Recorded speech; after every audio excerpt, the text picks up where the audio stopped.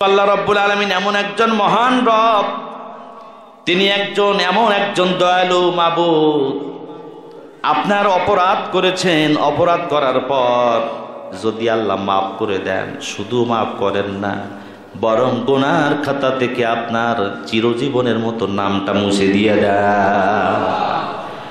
গুনাহ করেছেন মনে করেন 1 লক্ষ, আল্লাহ যদি এই গুনাহটা মাফ করে দেন, তাহলে আল্লাহর সিস্টেমটা হলো এমন, গুনাহ করেছেন 1 লক্ষ, আল্লাহ যদি সেটা মাফ করে দেয়, আল্লাহর কাছে যদি মাপ নিয়ে নিতে পারেন, দয়ালু মেহেরবান ওই গুনাহগুলো নেকি দিয়া বদল করে দেন। সুবহানাল্লাহ।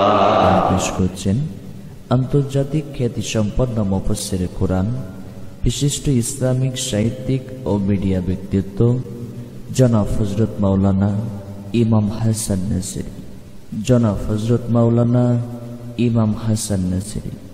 প্রযোজনা ও পরিবেশনায় ইউটিউব চ্যানেল পন স্টার টিভি।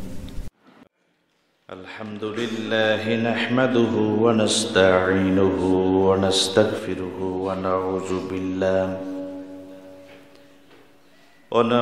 বিল্লাহি মিন শুরুরি আনফুসিনা ওয়া মিন সাইয়্যাতি আ'মালিনা।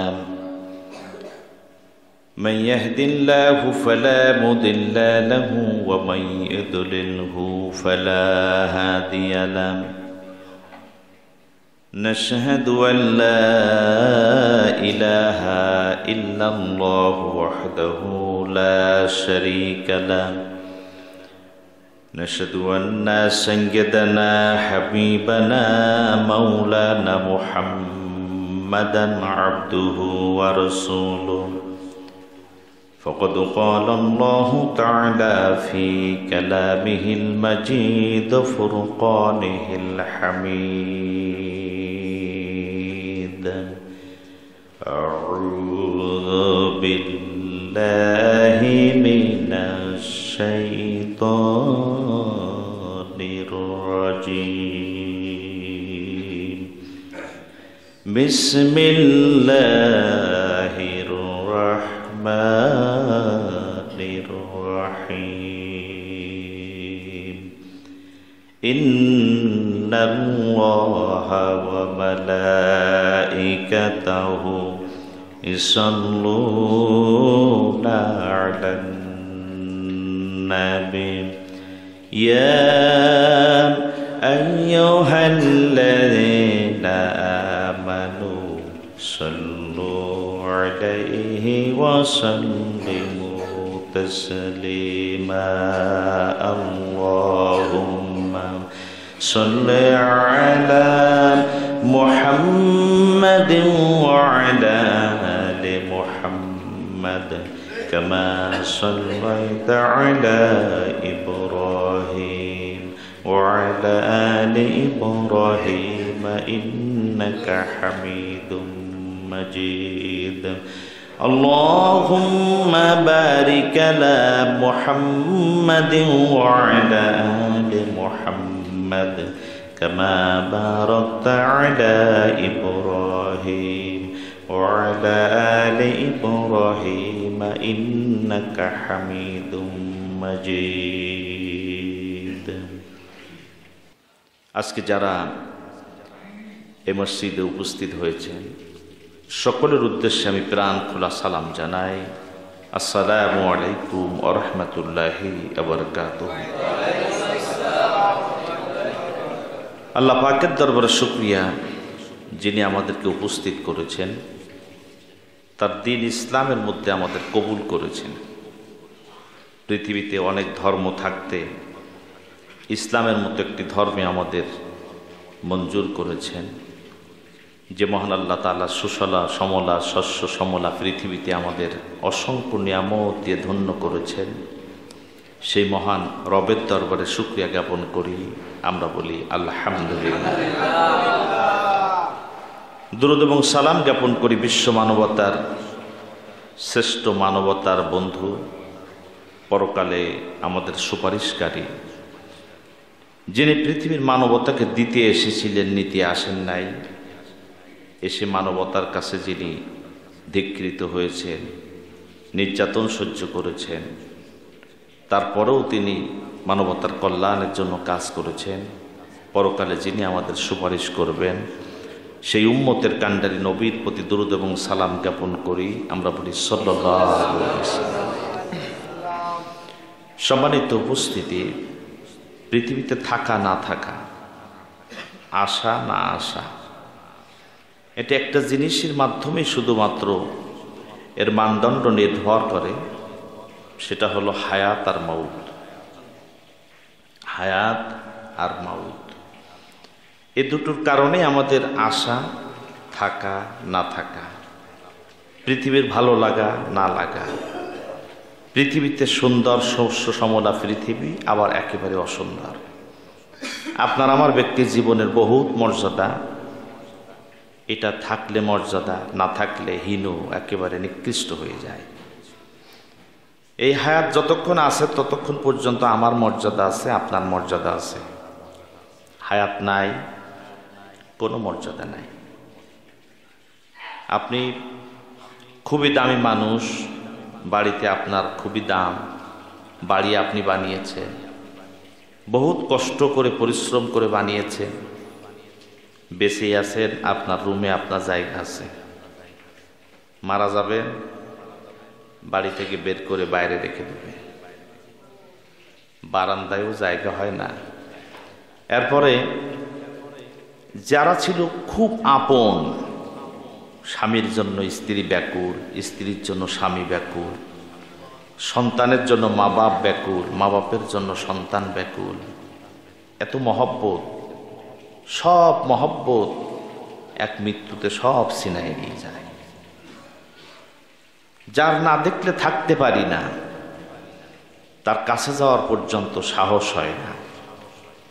মারা গেলে মানুষেরা বলে যে আলো জ্বালাও, কোরআন শরীফ পড়ো, ভয়ের কারণ হয়ে যায়।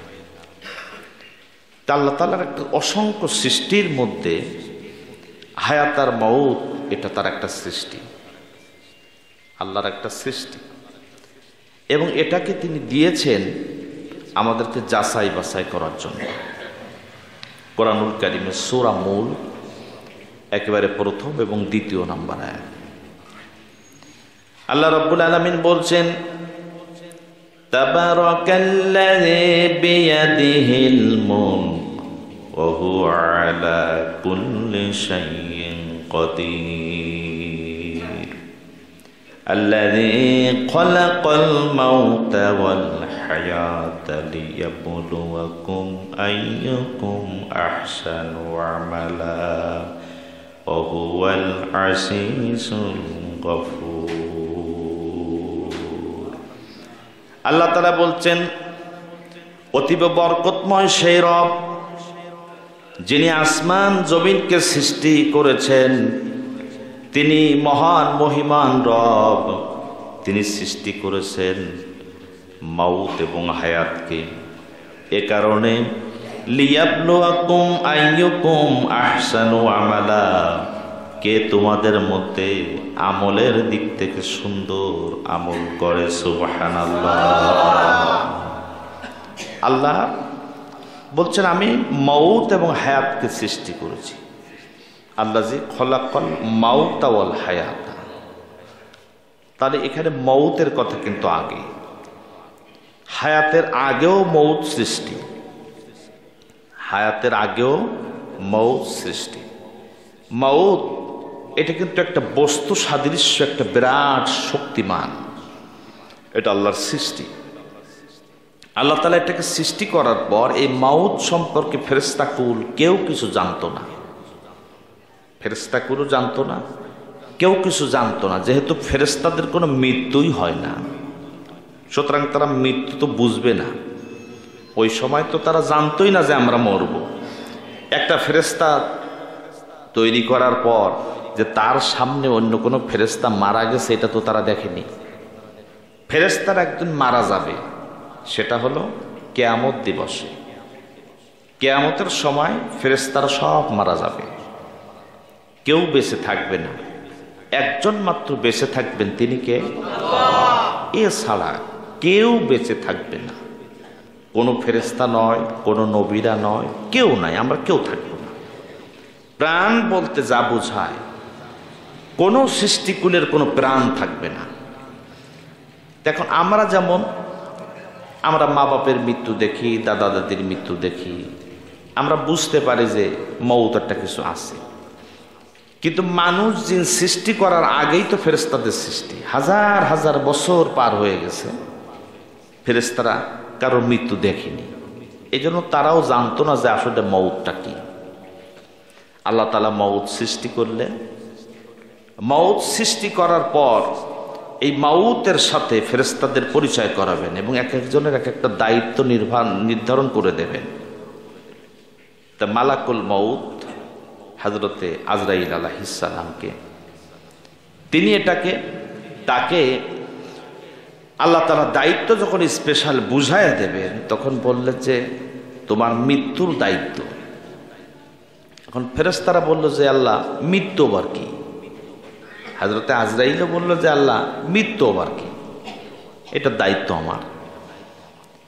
তা আল্লাহ তাআলা তখন মৃত্যুকে বললেন তুমি তোমার আপন বৈশিষ্ট্যে আবির্ভূত হও। তখন বিরাট এক ভয়ঙ্কর দৃশ্য সে আবিষ্কৃত হলো, প্রকাশিত হলো ফেরেশতাদের সামনে। সব ফেরেশতা বেহুশ হয়ে জমিনে লুটিয়ে পড়ল। একটা ফেরেশতারও কোনো হুঁশ ছিল না, সব ফেরেশতা বেহুশ হয়ে পড়ে গেল। এই অবস্থায় কত বছর গেছিল আল্লাহ ছাড়া কেউ জানে না। তারপরে আল্লাহ তাআলা তাদের হুঁশ দিলেন, ফিরে আসলো। আসার পরে আল্লাহ তাআলা যখন বলল তোমরা কি মাউত চিনেছ?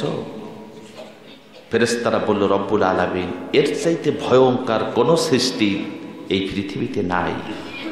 তোমার সৃষ্টির মধ্যে আমরা যতটুকু জানি, তোমার সৃষ্টির মধ্যে সবচাইতে তোমার ভয়ঙ্কর সৃষ্টি হলো মাউত। হযরতে আজরাইলকে বললেন এটা তোমার দায়িত্ব। বলল আল্লাহ পানাহার চাই, যার কারণে আমিও বেহুশ হয়ে গেছি, আমি হুঁশ পাই নাই, এটার দায়িত্ব থেকে আমাকে তুমি মাফ করো। আমি পারবো না, আমাকে তুমি মাফ করো, আমাকে ক্ষমা করো, অন্য দায়িত্ব দাও। আল্লাহ রাব্বুল আলামিন তখন বললেন আমার হুকুম কোন ফায়াকুন, হওয়ার হওয়া শুরু হয়। তোমরা তো জানো তোমার উপরে যে দায়িত্ব দেওয়া হয়েছে এটাই তোমাকেই পালন করতে হবে। তবে শোনো, এই মৃত্যুকে তোমার বশীভূত করে দিয়ে দিলাম। তুমি যেমনেকে ব্যবহার করতে চাইবে ব্যবহার করতে পারবে, এই ক্ষমতা আমি তোমাকে দিলাম। আর মৃত্যুর প্রতিও নির্দেশ দিয়ে দিলাম তোমার হুকুম পালন করার জন্য। সুবহানাল্লাহ। তা এইটা মালাকুল মউতের দায়িত্ব দিয়েছেন আল্লাহ তাআলা। এখন মালাকুল মউতের এই যে দায়িত্ব, তাহলে যেটার কারণে ফেরেশতারা পর্যন্ত বেহুশ হয়ে পড়ে গেল, সেটা আমাদের জন্য কত বড় ভয়ঙ্কর, কত বড় ভয়ঙ্কর। এই মৃত্যুটা কোনো বয়সে আসবে না, মৃত্যুটা কোনো বয়সে আসবে না যে আপনার 70 বছর কি 100 বছর বয়স হলে আমরা মারা যাব, বিষয়টি এমন না। আমি কথা বলছি, আমার কথা শেষ নাও হতে পারে। আপনি বসে আছেন, দাঁড়াতে নাও পারেন, দাঁড়ানো মানুষ বসতে নাও পারে, ভাত খেতে বসেছে, হাত উঠায়েছে গাল পর্যন্ত নাও পৌঁছাতে পারে। এটা আমরা সচক্ষে দেখি, এটা আমরা সচক্ষে দেখি। প্রত্যেককে মরাই লাগবেই। আল্লাহ পাক কোরআনুল কারীমের সূরা ইমরানের 185 নম্বর আয়াতে সেটা স্পষ্টভাবে তিনিই ঘোষণা করেছেন। আল্লাহ তাআলা বলেন কুল্লু নাফসিন যায়িকাতুল মাউত, প্রত্যেক প্রাণীকেই মৃত্যুর স্বাদ গ্রহণ করা লাগবে, প্রত্যেককেই মৃত্যুবরণ করতে হবে। তাহলে যে জিনিসটা অতি বাস্তব, অতি বাস্তব, অদৃশ্য না, বহুদিনের জন্য গিয়ে বিশ্বাস করতে হবে তাও না, যেটা আমরা সচক্ষে দেখি, বাস্তবতা দেখি, তাহলে সেইটা সম্পর্কে আমরা এত কেন উদাসীন? জান্নাত আমরা দেখতে পাইনি, জাহান্নাম আমরা দেখি নাই, কিয়ামত আমরা দেখি নাই, এটা আমাদের কাছে অদৃশ্য, কবে হবে সেটা আল্লাহ ভালো জানেন, তবে হবে। কিন্তু মৃত্যুটা তো আমরা মুহূর্তের মধ্যে দেখি, এটা তো আর পরকাল পর্যন্ত যাওয়া লাগতেছে না, এটা তো আমরা সচক্ষে দেখতেছি। তাহলে এত পর্যন্ত যে জিনিসটা আমরা সব সময় দেখতেছি, সচরাচর শুনতেছি, সেটা নিয়ে আমরা কেন এত উদাসীন? এই মৃত্যুকে ভয় করুন, মৃত্যুকে স্মরণ করুন, আর আল্লাহকে ভয় করুন। মৃত্যুকে সবসময় স্মরণ রাখবেন। দৈনিক 70 বার কবর আমাদেরকে ডাকে। কয়বার ডাকে? 70 বার। হাদিস দ্বারা প্রমাণিত। 70 বার ডাকে কবর, যে আয় আমার মধ্যে আয়, তোর জায়গায় খাটে, ডাক দেয়। এই ডাক যদি আমরা শুনতে পেতাম, আমরা কিন্তু পথ চলতে পারতাম না। এবং দেখেন, এই মৃত্যুটা আপনার যেখানে যার থাকবে, সে সেখানে পৌঁছায় যাবে। তাকে সে নিজ টাকা খরচ করে সেখানে চলে যাবে। দেখেন, অনেক মানুষ বাড়ি জমাজমি ভালো নাই, সব কিছু বিক্রি করে মালয়েশিয়ায় যায়, আমেরিকায় যায়, তারপরে সৌদিতে যায়, বিভিন্ন জায়গায় কাজের জন্য যায়। এই নিয়াতে যে আমি এদিক থেকে সব জমাজমি ক্লোজ করে টাকা পয়সা ম্যানেজ করে বিদেশে যাচ্ছি, আমার সংসারটা সুন্দর করব। তাই অনেকের শোনা যায় 1-2 সপ্তাহ বা 6 মাসের মাথায় মারা গিয়েছে। তার বাড়ির টাকাও শোধ হয়নি, ঋণও শোধ হয়নি, কিছুই করতে পারেনি, সে মারা গিয়েছে। আচ্ছা, এই লোকটা তাহলে কেন মারা গেল?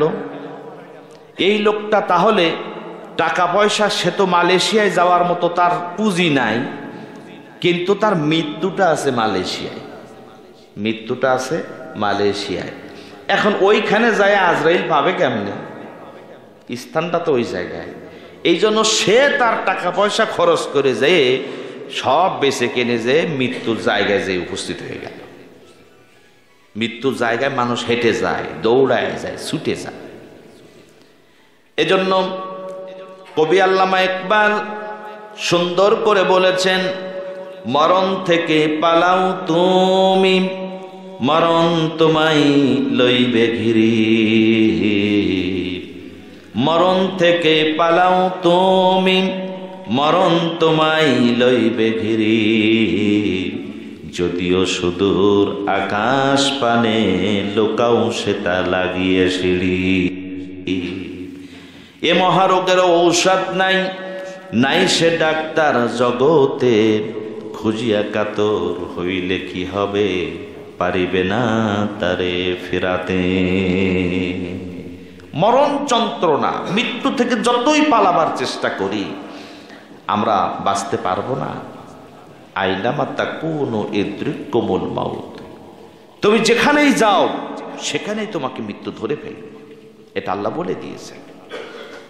সুতরাং জীবনটা যখন এত ক্ষণস্থায়ী, সেই মৃত্যুর জন্য প্রস্তুতি নিতে হবে সব সময়। সকাল হলো, মনে করতে হবে দুপুরটা আমার নাও হতে পারে। সুতরাং আমার সকালটাকে সুন্দর করি। আমার দুপুর হয়েছে, আমার বিকাল নাও হতে পারে, সুতরাং আমার বিকালটাকে সুন্দর করি। দেখেন, আল্লাহ তাআলা ওই যে আয়াতটি আমি প্রথম বলছিলাম, সূরা মুলকের 2 নম্বর আয়াত, আল্লাযী খলাকাল মাউতা ওয়াল হায়াতা লিয়াবলুয়াকুম আইয়ুকুম আহসানু আমালা। আমি মৃত্যু এবং হায়াতকে সৃষ্টি করেছি এর জন্য, আমি দেখতে চাই, জানার জন্য, বোঝার জন্য যে কে সুন্দর আমল করে। এখানে একটা জিনিস কিন্তু বোঝার আছে, আপনার আমলটা সুন্দর হতে হবে। এখানে আল্লাহ কিন্তু আকসারু শব্দ ব্যবহার করতে পারত, জিলিয়াবলুয়াকুম আইয়ুকুম আকসারু আমালা, কে বেশি বেশি আমল করে। আল্লাহ কিন্তু তা বলেননি, বলেছেন কি আহসানু আমালা, সুন্দর আমল করে কি। এখন সুন্দর আমলটা কি? সুন্দর আমল হলো তার হক আদায় করে আমল করা। অনেকে দেখবেন যে কাজ যখন সে কাজ তখন করতে পারে না, আমল মনে করছে যে আমি বেশি করে আমল করব না। আপনার অনেক বেশি আমল করা দরকার নেই, আপনি আমল কম করেন, কিন্তু যতটুকু করবেন ততটুকু সুন্দর করেন, সুন্দর করবেন। নামাজ আপনার 50-60 রাকাত আপনার প্রত্যেকদিন নফল নামাজ বেশি করে পড়ার দরকার নেই। ভালো করে যে কয় রাকাত পড়তে পারবেন ওই কয় রাকাত পড়বেন, ভালো করে যে কয় রাকাত পড়তে পারবেন ওই কয় রাকাত পড়বেন।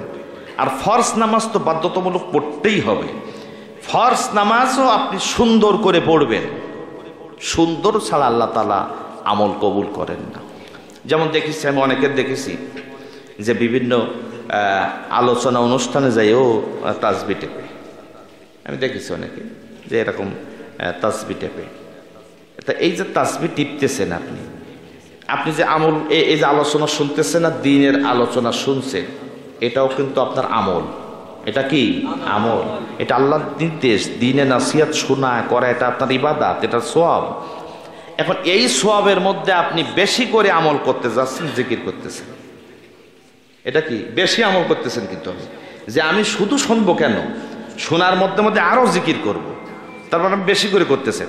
বেশি করে করতে যায় আপনার লাভ হচ্ছে শয়তানের লাভ হচ্ছে। কেন জানেন? বেশি করে করতে যায় আপনি সুবহানাল্লাহ পড়তেছেন, এদিকে আবার হুজুরের কথা শুনতেছেন, আলহামদুলিল্লাহ পড়তেছেন, এদিকে আবার হুজুরের কথা শুনতেছেন। না আপনি ওদিকে সঠিক হচ্ছে, না এদিকে সঠিক হচ্ছে। এদিকে শুনতে যায় ভুল শুনতেছেন, ওদিকে আবার জিকির করতে যায় তার মধ্যে আর এক কথা ঢুকাই ফেলতেছেন। তার মানে আপনার একুলও যাচ্ছে ওকুলও যাচ্ছে, লাভবান হচ্ছে শয়তান আর ক্ষতিগ্রস্ত হচ্ছেন আপনি। এজন্য আকসারু আমালা না, আহসানু আমালা, সুন্দর আমল করবেন। কোরআন শরীফ পড়বেন, উজু করে পবিত্রতার সাথে সুন্দর করে কোরআন শরীফ পড়বেন। ওখানে আর একজনের ডাক, এখানে কথা বলতেছেন, 2 আয়াত পড়তেছেন, আবার কোরআন শরীফ পড়তেছেন, আবার 4 আয়াত পড়তেছেন, আবার 2টো কথা বলতেছেন। না, সুন্দর করে করবেন সব কাজে। এটা শুধু যে ইবাদতের ক্ষেত্রে সুন্দর তা না, মুসলমান এমন হবে তার সব কাজ হবে সুন্দর। ইবাদত তো আমাদের একটা প্রশিক্ষণ, এর প্র্যাকটিক্যাল কিন্তু বাস্তব জীবনে। আপনি কথা বলবেন, তাও সুন্দর করে কথা বলবেন, একসাথে গেজায় ফেলবেন না, যেহেতু আল্লাহ সুন্দর করতে বলেছে। আপনি থেমে থেমে কথা বলেন, সুন্দর করে কথা বলেন। একজন কথা বলতেছেন, তার মুখের কথা কেড়ে নিয়ে আপনার বলা দরকার নেই, তাকে বলতে দেন, শুনুন, আপনিও বলুন, সুন্দর করে কথা বলুন। দোকানদারি করবেন, পরিপাটি করে দোকানদারি করেন, পরিষ্কার পরিচ্ছন্ন রাখেন, মালপাতি গুছায় রাখেন, লেখালেখি যা সুন্দর করে লেখেন, যেন মানুষ বুঝতে পারে যে দোকানটা সুন্দর। আপনি একটা দোকানদারি করবেন, তাও সুন্দর করে দোকানদারি করবেন। আপনি বাসায় ঘুমাবেন, ঘুমানোর জায়গাটাও সুন্দর করবেন। আপনার আমি বলতেছি না যে আপনি 10,000 টাকা দামের বেডশিট কেনেন, তা বলতেছি না। আপনার 10,000 টাকা দামের বেডশিট কিনলেই যে সুন্দর হয় তা কিন্তু না। সুন্দর কি আপনার সাইজ সুইজ করে রাখা, পরিষ্কার পরিচ্ছন্ন করে রাখা, দুর্গন্ধ মুক্ত রাখা, এগুলো হলো আপনার সুন্দর। তা আপনি ঘুমানোর জায়গাটাও সুন্দর করবেন, যে ব্যাগটা ব্যবহার করবেন ব্যাগটাও পরিষ্কার পরিচ্ছন্ন করবেন। সব কিছু, আপনি টুপিটা পরবেন সুন্দর, জামাটা পরবেন সুন্দর। আপনার নতুন নতুন জামা পরতে বলছি না আমি, যা আছে আপনার ওইটাকে সুন্দর করে পরিষ্কার পরিচ্ছন্ন করে সব ক্ষেত্রে সুন্দর। আল্লাহ তাআলা সুন্দর আমলটাই পছন্দ করেন। সুবহানাল্লাহ। শিখলে বা বুঝলে, মানুষের পরিবর্তন হতে চাইলে বেশি কিছু কিন্তু লাগে না, অল্প একটু বুঝলে হয়। অল্প একটু বুঝলেই মানুষের পরিবর্তন হয়ে যায়। আর যারা বুঝতে চায় না, হাঁসের নাড়ির মতো যাদের মাথা, এক পথ দেখানো হয় আর এক পথ খোঁজে, আর এক পথ দেখানো হয় আর এক পথ খোঁজে, এরা জীবনেও সঠিক পথ পায় না। আমার বন্ধুগণ, জীবন আর মৃত্যু, মাউত আর হায়াত, এটা আল্লাহ রাব্বুল আলামিনের একটা নিয়ামত, তিনি বান্দার জন্য সৃষ্টি করেছেন। দেখেন, যদি আপনি হায়াতকেই শুধু নিয়ামত বলেন, মৌতকে যদি নিয়ামত না বলেন, তাহলে অনেক সময় কিন্তু আছে মৌত মানুষে বসে, অসুস্থ আছেন, বা কেউ আপনাকে দেখতে পাচ্ছে না, বা কেউ আপনার পর জুলুম করতেছে। এখন মনে করেন একটা জালিম ব্যক্তি আপনার পাশে আছে, আপনারে খুব কষ্ট দেয়, জালিম। আপনি এর থেকে পরিত্রাণ পাবেন কি করে? কেউ আপনার কথা শোনে না, সে অত্যাচার করে যাচ্ছে, আপনার উপরে কেউ থাকাবার মতো কেউ নাই। এখন এর থেকে বাঁচার পথ কি? বাঁচার পথ হলো আমরা ধৈর্য ধরি যে আল্লাহ, ওর মরণ তো একদিন হবে, তাই না? ওর মরণ তো একদিন হবে, তারপরে আমি বেঁচে যাব। অথবা আমি তো মরে গেলে আর অত্যাচার থাকতেছে না।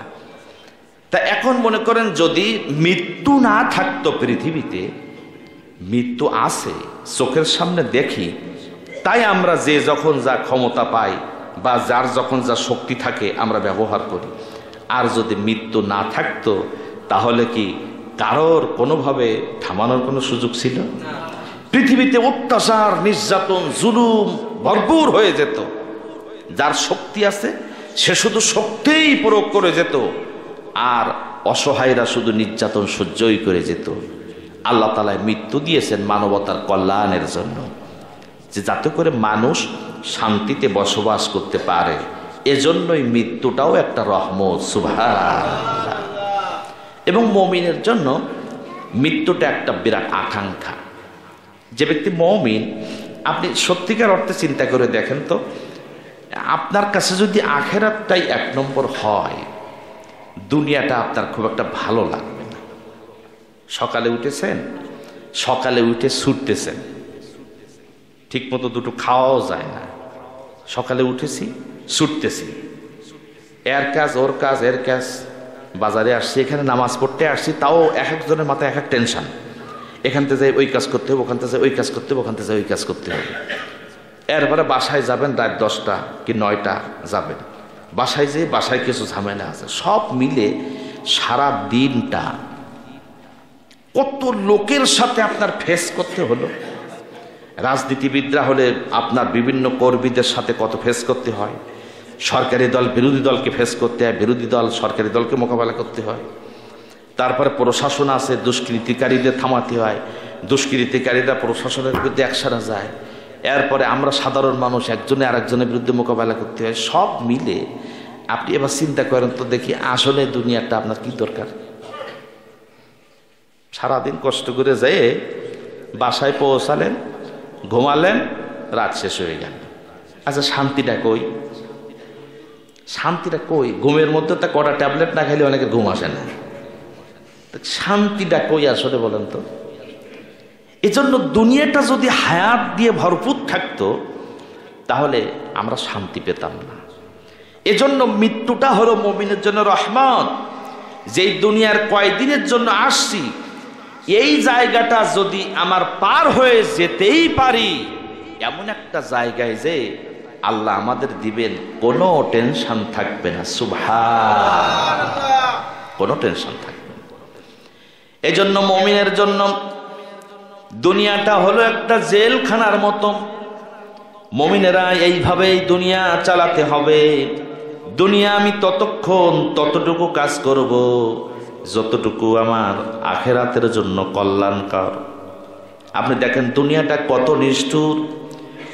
আপনার বাড়িতে বাজার করার জন্য প্যাকেট দিয়েছেন, স্ত্রী আপনার আমার খুবই আপন, প্যাকেট দিয়েছে বাজার করার জন্য, আপনি আজকে বাজার করলেন না, খালি প্যাকেট নিয়ে বাড়ি চলে গেলেন। বাজার কই? আপনি বললেন যে সত্য কথা না বলে একটু কাটায়া গেলেন যে আমার ঝামেলা ছিল, বাজার করতে পারি নাই। আসলে মূল কথা ওটা না, মূল কথা আমার পকেটে টাকা নাই, টাকা ম্যানেজ করতে পারি নাই, বাজার করতে পারি নাই। বাড়ি যায় কথা ঘোরালাম, একদিন পার হলো, দ্বিতীয় দিন বাজার করতে দিল, বাজার করলাম না, ওদিনও পার হলো। তৃতীয় দিন আইসাম, এবার যদি বাজার করতে দেয়, খালি হাতে যদি ফেরত যায়, রান্না বাড়া ঠিক মতো হয় না, খাওয়া দাওয়া ঠিক মতো হয় না। বলেন তো স্ত্রী আর সন্তানদের কাছ থেকে ভালো মুখ পাবেন নাকি? পাবেন না। অথচ সারা জীবন আপনি তাদের জন্য করেছেন, 2টা কি 3টা দিন ডিস্টার্ব করেছেন। স্ত্রী বলবে যে আমার রাখতে পারলে রাখো, না ছেড়ে দাও। ছেলে ফেলে বলবে যে খাওয়াতে পারো না, বাপ হইছো কেন? অথচ জীবনে সব পানি করেছেন তাদের জন্য।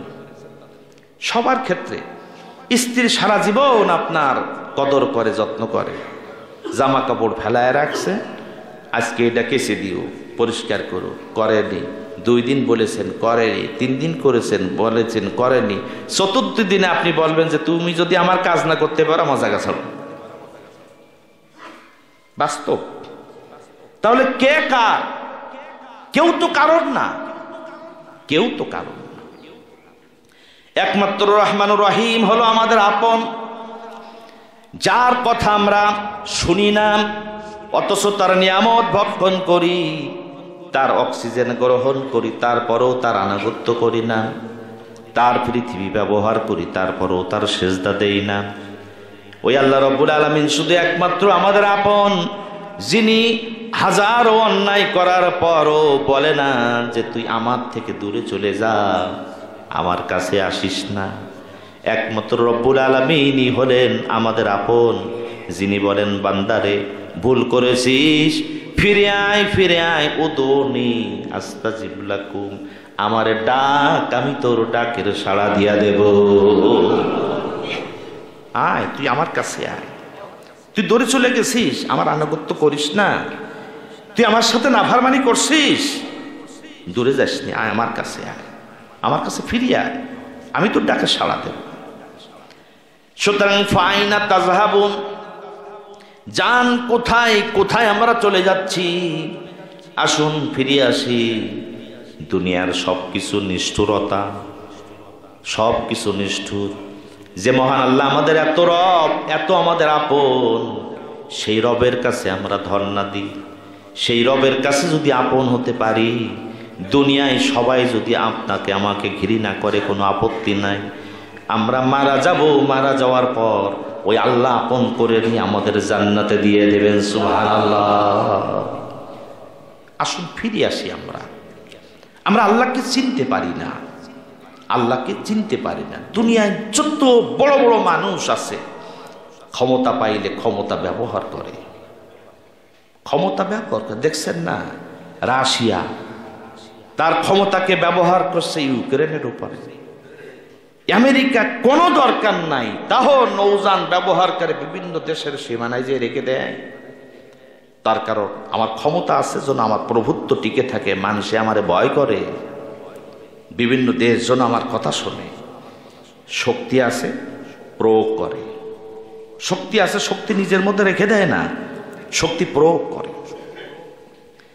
শক্তির দাপট, দুনিয়ার সব শক্তি এক জায়গায় করলেও আল্লাহ পাকের কোটি কোটি ভাগ যা গোনা যাবে না, তার কোনো একটা পার্সেন্ট শক্তির সমতুল্য পৃথিবীর সবার মিলে কি হবে? যারা জবাব দিলেন না হবে, হবে না। তিনি আপনার আমার মতো ছোট ছোট মানুষ, পুঁটি মাছ মতো।